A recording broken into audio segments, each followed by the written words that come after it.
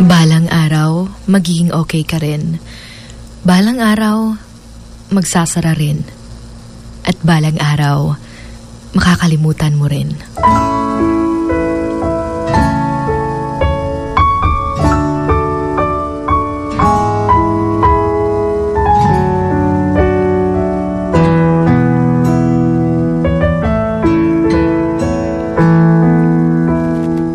Minsan gusto talaga natin na makamove on na. Samot na kung gikan ta og relationship na sobra nating iningatan, tapos nalaman na lang natin na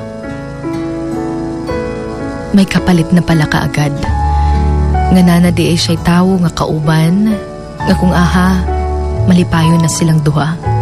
Ang sakit lang po sa imong part is that iyapang gipanabi siyang mga kaila kung unsa ka kasad sa paghahawa niya. It's hard for you as well to accept it because minahal mo siya ng sobra. Minahal mo siya ng totoo. At sino ba yung mag-aakala na after loving that person so much ay talagang maghahanap lang din kaagad siya ng bago?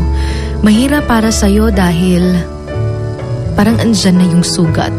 Yung hindi mo lubos sa akalain na may experience din na ni mga butang sa una imurang mabasahan sa social media or even makita sa uban, pero karon imo nang naga-feel nga kung aha wala jud ka gadahom, and you think na hindi mo taman talaga deserve yung ganun.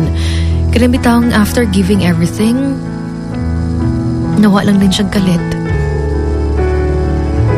Nga usahay makaingon ka nga unsa day kuwang sa akoa.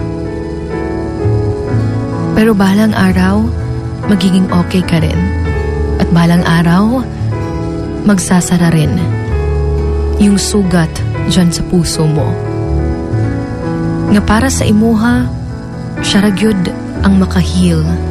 Na siya ragyod ang mamahimong reason for you to be okay. Pero hindi na natin yun magagawa because mas gipili man niya ang uban kaysa sa imuha. Mas pinili niya yung madali. Kaya nagawa kanyang iwan. Lisod para sa imuhan na nga dawaton tungod kay totoo ka kung magmahal. Tanan-tanan mangguni mo hang gi-offer sa iya ha. Tanan-tanan imo nagyong gihatag kaniya. But why is it? It's easy for that person na makahanap lang kaagad ng iba. Habang ikaw ay gabi-gabi pang umiiyak. Habang iniisip kung ano kaya yung magandang gawin para maging okay kayong dalawa. Unang lisod para sa imuha nga dawaton because akala mo na hindi siya magloloko. Na akala mo siya ay totoo. Na akala mo lahat na pinapakita niya sa'yo ay talagang genuine. Pero bigla-bigla lang din palang naglalaho. Munang usahay, lisod yun nga mo salig. Samot na sa tao na puro rapod pasalig. Sa tao na minahal mo ng sobra. Higit pa sa iyong sarili. Tungod kay na manggid no, when we love someone, murag halos wanay mabilin sa imuha pero para lang yun lagi daw sa tao nga tong gihigugma, tanan-tanan buhaton para kaniya. Pero alam mo, balang araw, maghihilom rin yan. Balang araw, yung sakit na yung nararamdaman, mawawala rin yan. Usahay mong good. Siguro, ingon pa sa uban, maanad na lang lagi daw ka tungod kay nagi mga tao nga paasa. Nagi mga tao nga bahala to doon sa kapakakaayo sa iyaha, abusaran ragid na niya. Pero remember, na balang araw, magiging okay ka rin. Bahala tuod og na-broken ka karon. But soon, you will be happy. You will be happier with someone na magpaparamdam sa'yo that you are truly special. That you deserve all the happiness in this world. Tungod ka usahay manggod, bahala man gani ug unsa ta ka maayo sa usa ka tawo.